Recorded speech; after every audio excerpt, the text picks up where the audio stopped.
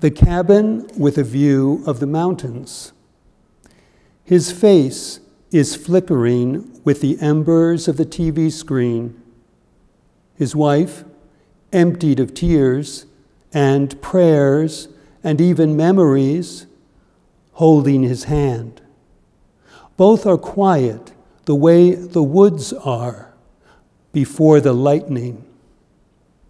Their son paces the cabin, 24, fascinated to be witnessing his father's death and terrified. He cannot help himself, so he stares out the window at the view. Icy gray mountains and a jet stream dipping down, coming home. That was from Nederland, Colorado.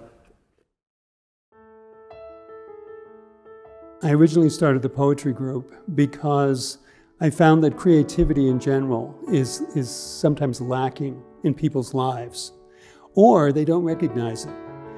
And there's another thing that happens when we say it in the poetry group. People listen and take notes.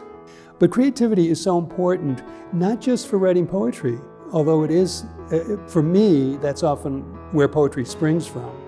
But it's important to deepen people's lives. And sometimes it gets, it gets a label of, oh, that's superficial, or that's what we should do when we don't have, when we have some extra time, but that's not so. We have to have a regimen of creativity. When I was growing up, this always was a little story. Maybe it gave me a direction, I'm not sure. I certainly didn't join the priesthood for that reason necessarily, but it just gave me pause. And it was when he was 18, he was still serving Mass.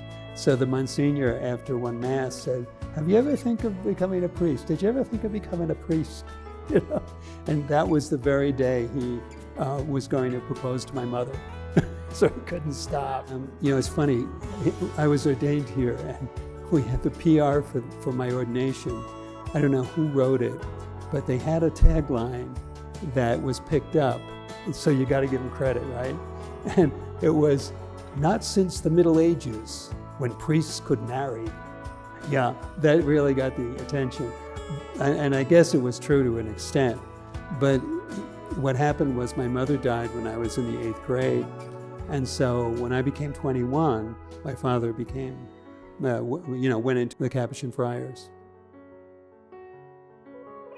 Well, the reason I liked the Paulist was that they respect people for doing projects that are unknown, that are creative, that are in a a different sphere completely, and they would support those things.